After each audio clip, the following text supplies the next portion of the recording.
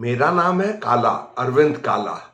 लड़के की लड़के से शादी और लड़की की लड़की से शादी, ये इसकी कानूनी पहचान होनी चाहिए, मतलब गे मैरिज।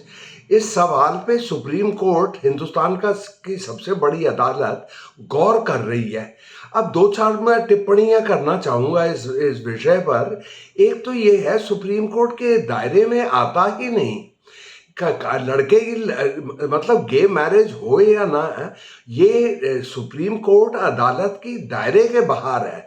भाई, कानून तो सरकार बनाती है और पार्लियामेंट पास करती है। ये अब कानून, ये अदालत कैसे फैसला कर सकती है?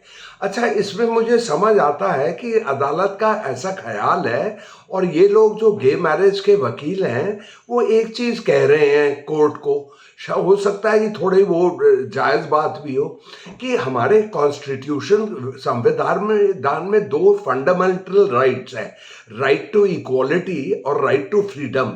तो राइट टू इक्वालिटी मतलब इसमें ये हो गया कि अगर रमेश नरेश से शादी करना चाहे तो उसको क्यों रोका जा रहा है? भाई, क्यों जरूरी हो कि लड़के की लड़की से ही शादी हो?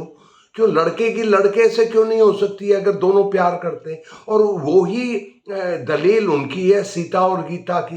वो कह रही है सीता को कि यार सीता तू लड़के से शादी कर, लेकिन वो कह रही है कि भाई मैं ये गीता से शादी करना चाहती हूँ।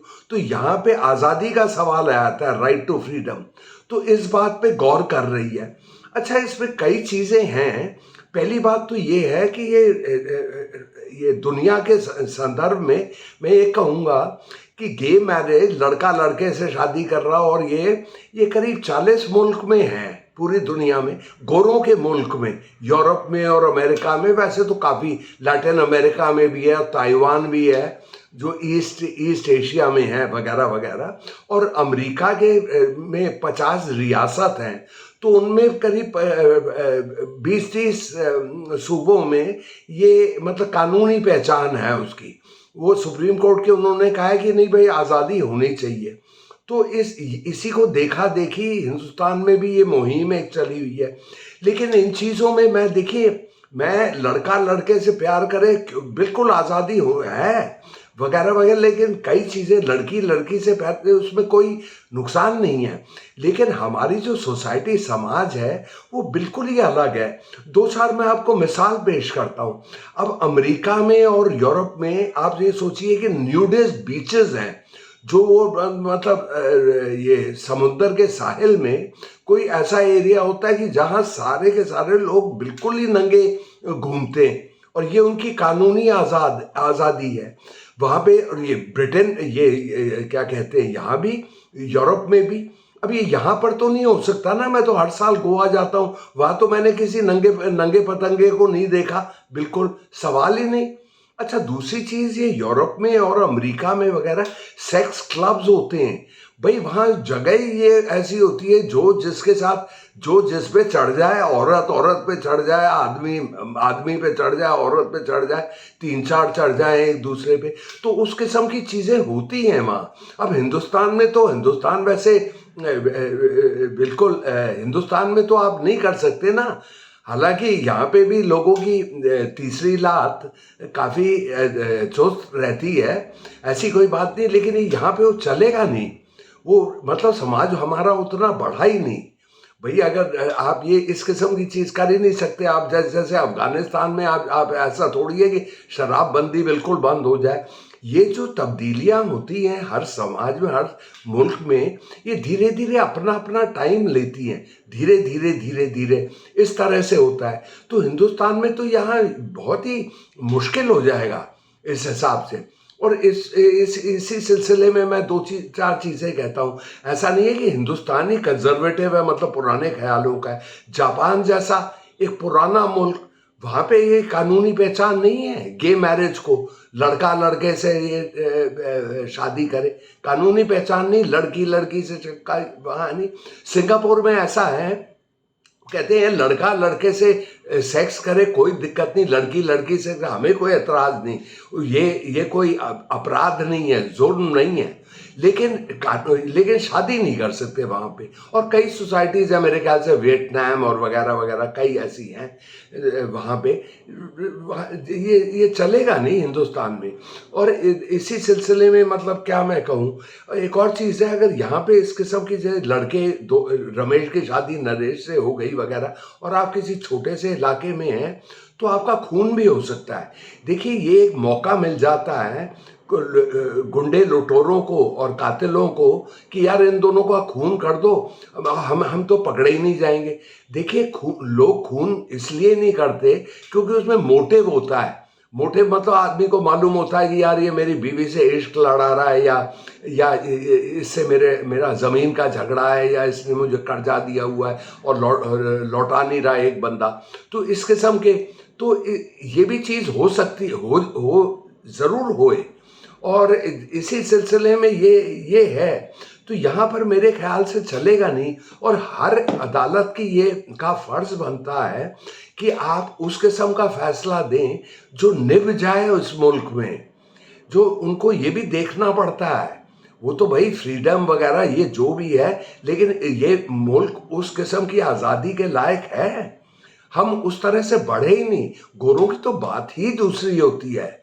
वहाँ तो गे बाथ हाउसेस हैं जहाँ पर भाई जो कानूनी हैं, कि जहाँ पे मर्द आते दर्जनों एक दूसरे पे लिपटे रहते, चढ़े रहते, दुनिया भर की चीज़ें होती हैं और वो कानूनी होती हैं। क्योंकि गोरों का इस किस्म का ख्याल है कि अगर दो आदमी, चार आदमी या ये वगैरह वगैरह अपना रिश्ता रखना चाहें और किसी को उसमें नुकसान नहीं हो रहा, तो क्यों नहीं, ये उनकी आज़ादी का है।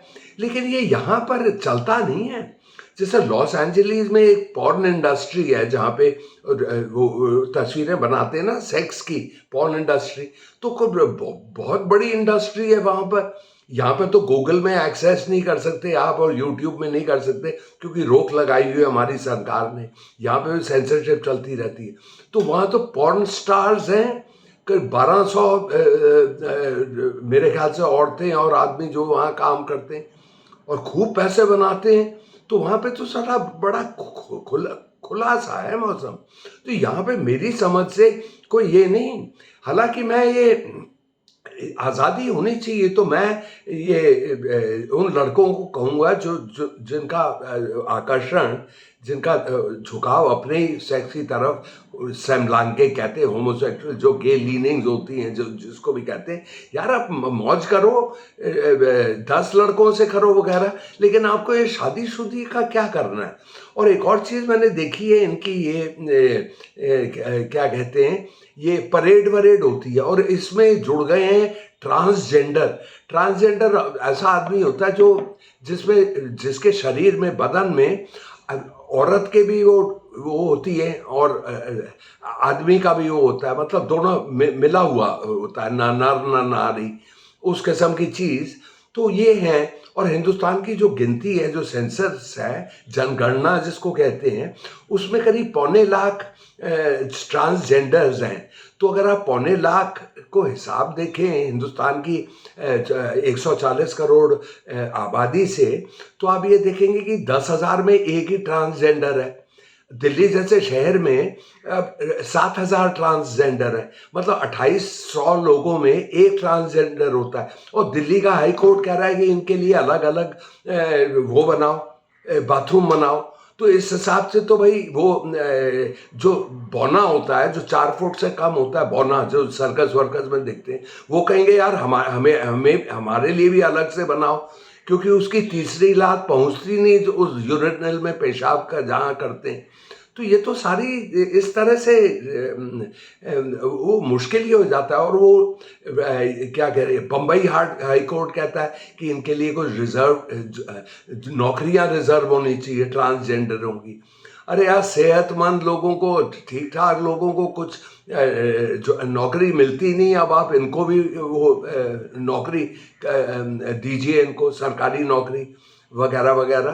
तो ये सारी चीज़ें ना, ये जैसे ट्रांसजेंडर है, मैं कभी कभी देखता हूँ इनको, मॉल में भी देखता हूँ, ये चूड़ियाँ उड़ियाँ पहनी रहती हैं लड़की और लड़का, और इनको आशिक भी मिल जाते हैं, जो नॉर्मल आशिक है, हेट्रोसेक्सुअल जिसको कहते हैं, और कुछ मिल जाते हैं, कुछ ऐसे मर्द होते हैं जिनको इस किस्म की के ट्रांसजेंडर अच्छे लगते हैं, जो ना मर्द है, ना नारा है, ना नारी है, तो उनको अच्छे लगते। तो मेरे ख्याल से ट्रांसजेंडर जो भी हैं ये, तो इनको प्यार व्यार मिल सकता है। अच्छा, दूसरी चीज़ ये है, हाँ, ये थोड़े से बदनसीब तो हैं मेरी समझ से भाई। अगर आपके बदन, आप पैदा ही इस तरह से हुए कि आप ना औरत है ना आदमी है, तो थोड़े बदनसीब तो आप हैं।